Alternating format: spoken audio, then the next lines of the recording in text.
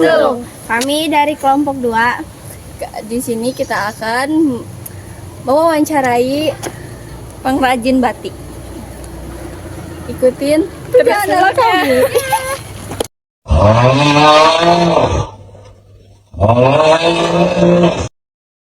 Assalamualaikum warahmatullahi wabarakatuh. Sebelumnya Ibu izin untuk memperkenalkan diri. Nama saya Dinda Prameswari dari Sekolah SMA N1 Cempaka. Di sini kita ingin mewawancarai Ibu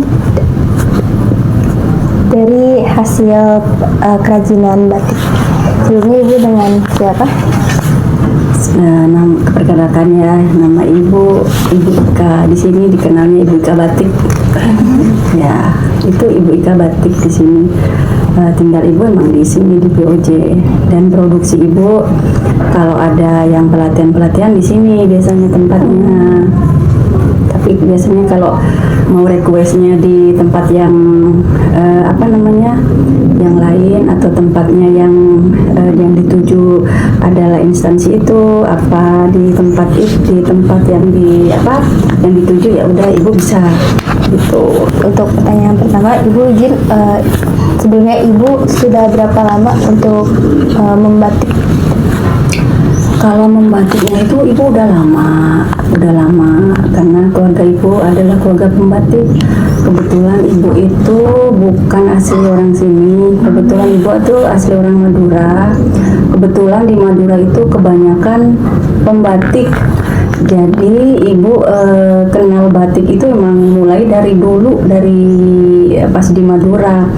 Nah, di sini Ibu menjual dulu Ibu hanya marketing aja, karena di keluarga Madura sana mungkin jangkauannya nggak sampai ke Purwakarta. Kebetulan Ibu tinggal bersama keluarga Ibu di sini, mungkin dengan menjual batik dari Madura jangkauannya bisa sampai ke sini.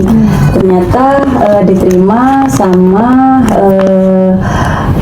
sama teman-teman di sini, diterima dengan baik, jadi langganan, ada yang jadi reseller, dan semuanya itu berawal Ibu menjual batik Madura gitu. Berarti sudah banyak yang Ibu produksi. Kalau memproduksi Ibu itu tahun 2019 itu Ibu udah mulain buka brand sendiri, yaitu namanya Idias Batik. Kebetulan di Purwakarta itu batik tulis pertama ya di Idias Batik itu gitu. Tapi kalau untuk jualan batik Ibu tuh dari tahun 2015-an apa 2014 lupa lagi gitu. Jadi udah pertamanya emang jualannya batik tulis Madura. Terus kebetulan Ibu disekolahkan sama Bu Ane waktu itu, Bupati Purwakarta, disekolahkan di Bandung. Nah, dari situ Ibu mulain membuka membuat batik khas Purwakarta. Dari situ batik khas Purwakarta yang bergambar menung itu tercetus ide-ide batik Purwakarta itu gitu. Kalau misalnya dalam membatik, kira-kira teknik apa aja yang Ibu pakai dalam membatik? Kalau membatik itu Ibu pakainya, membatik itu kan ada 3 teknik: teknik tulis, teknik cap, satunya itu teknik print. Nah, kalau print itu skalanya besar, jadi Ibu tidak bisa memproduksi print, karena kalau print itu itu udah skala pabrik. Kalau Ibu masih skalanya skala industri rumahan gitu. Jadi kalau sementara yang Ibu bikin adalah cap dan tulis. Oh iya. Kalau kain yang dipakai itu kira-kira kain jenis apa, Bu? Nah, kalau namanya batik itu tergantung kualitas. Kalau Ibu tergantung pemesannya. Kalau pesannya mau yang bagus, Ibu pakainya yang primissima. Tapi kalau yang yang apa namanya, kalau yang biasa ibu pakainya yang prima, terus pakainya yang start biasa aja gitu. Ibu izin untuk ganti orang mau cari. Boleh. Kalau boleh tahu, ibu biasanya pakai cat pewarna sintetis atau alami? Iya, nah, tadi kan belum yang kain tadi ya, ibu makainya yang bagus ya, yang primissima, dan ibu sesuai dengan orderan ya kalau pesen, kecuali kain menong, lu gambar menong emang desain dan rancangan ibu itu menong itu. Kalau untuk pewarna sementara ini ibu itu pakainya yang sintetis karena kan kalau pakai yang alami itu kurang diminati oleh pertama kurang diminati karena harganya mahal, dan itu pun warnanya tidak keluar, itu pun harus ada teknik-teknik sendiri sehingga warnanya itu akan keluar. Nah, kebetulan setelah ibu berjualan lama di sini, teman-teman ibu di sini, instansi-instansi di sini itu dia itu cocoknya dengan warna yang ngejreng. Jadi ibu itu ngikutin pangsa pasar. Jadi ibu tuh ngikutin pangsa pasar. Kalau pasar maunya yang kalem, yang warnanya yang warnanya soft. Jadi ibu itu bisanya pakai yang pakainya yang pewarna alami, tapi pewarna alami itu kurang diminati karena pertamanya satu harganya mahal dan dua pengerjaannya susah. Jadi ibu tidak memakai itu. Akhirnya ibu memilihnya yang sintetis itu karena sintetis itu selain gampang pengerjaannya dan diminati banyak, harganya lebih murah dari batik alami. Tapi tidak kemungkinan ibu bikin yang alami juga bisa. Cuman peminatnya kurang, yaitu karena harganya mahal, terus bahan bakunya juga kadang-kadang suka susah gitu. Biasanya ibu mendapatkan kesulitan dari bahan dasar, bahan campuran, atau model yang diinginkan konsumen?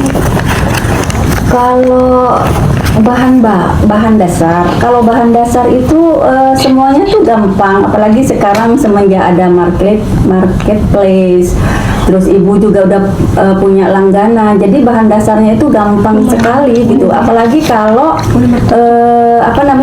ibu bikin dalam porsi banyak, dalam pitch-nya yang banyak.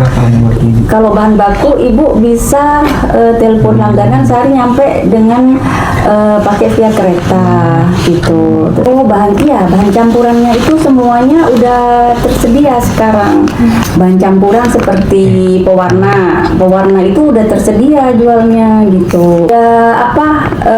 Kalau bahan campurannya itu udah dijualnya udah bebas, terus didapatnya udah mudah, jadinya nggak susah karena dijualnya bebas, didapatnya mudah. Yang penting kan itu, kalau kita jualan apapun dijualnya bebas, didapatnya mudah kan. Ibu izin bertanya ya, apa kesulitan dari konsumen, membatik dari konsumen? Ya, kesulitannya itu sebetulnya tidak ya, cuman kadang-kadang konsumen itu memberikan deadline. Nah itu yang bikin ibu sulit itu adalah ketika konsumen itu memberikan deadline sama ibu. Kalau untuk custom, ibu kan sekarang lagi mengerjakan secara custom. Satu, itu konsumen itu kadang-kadang gini, dia itu custom tapi pakai deadline, sedangkan namanya batik tulis itu tidak tentu. Maksudnya tidak tentu itu satu. Kalau di musim hujan batik tulis itu lama. Karena apa? Karena batik tulis itu harus dijemur, pengerjaannya itu ada di bagian penjemuran, harus dengan udara panas segala macam. Nah, sedangkan konsumen kalau mau deadline-nya di musim hujan pengen cepat, itu susah sekali. Itu Tapi kalau misalkan deadline-nya susahnya di customnya apa, pinginnya motifnya yang rumit tapi mintanya cepat. Nah, itu adalah suatu yang kesulitan produsen tuh di situ juga gitu. Jadinya kadang-kadang dua itu, satu deadline, dua cuaca kalau batik tulis, dan tiga adalah pemilihan motifnya. Kalau motifnya gampang, udaranya bagus, terus deadline-nya terserah gitu, itu kita nyaman ngerjainnya. Tapi kalau motifnya susah, deadline-nya cepat, terus udah gitu musim hujan kayak gitu, nah itu yang bikin semua pembatik itu akan merasakan kesulitannya di situ gitu. Jadi kesulitan ibu kalau misalnya customernya minta deadline-nya cepet kayak gitu. Iya, minta cepet, terus motifnya rumit karena ibu itu selain bikin desain sendiri, ibu itu membuka by ordernya itu secara custom. Dia boleh bikin motif sendiri boleh, apa sendiri boleh. Nanti sama ibu sama ibu didesain sendiri dulu. Habis didesain sendiri baru ibu ajukan ke konsumennya.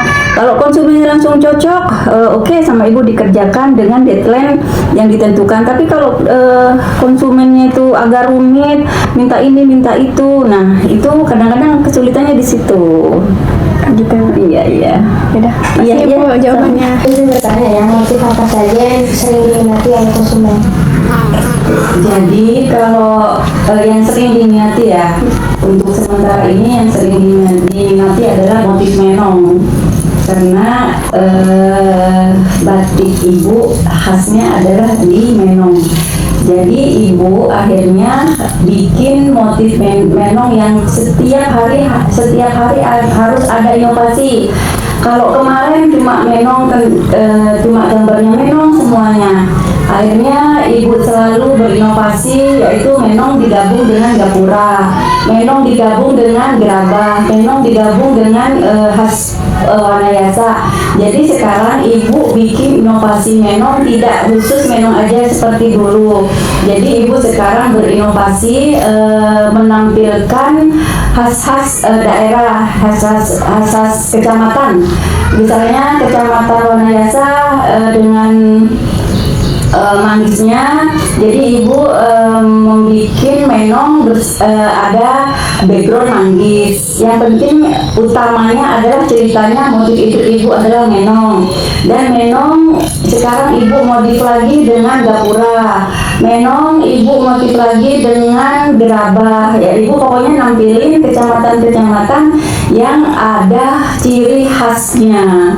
Jadi di situ orang-orang tidak akan bosan dengan motif-motif menong yang sekarang udah menampilkan kecamatan-kecamatan yang mempunyai ciri khas. Selanjutnya, selain Kota Purwakarta dan Madura, ibu menyebarkan batik di mana aja? Kebetulan kalau motif Madura itu tersebar udah kemana-mana karena ibu berjualan batiknya udah lama. Tapi kalau motif Purwakarta itu sebenarnya selain di area Purwakarta aja, kebetulan kan batik ibu ada di galeri.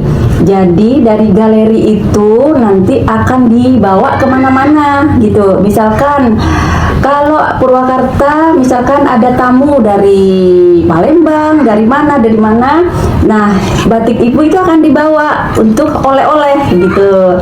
Nah ibu juga nggak tahu batik ibu udah tersebar di mana.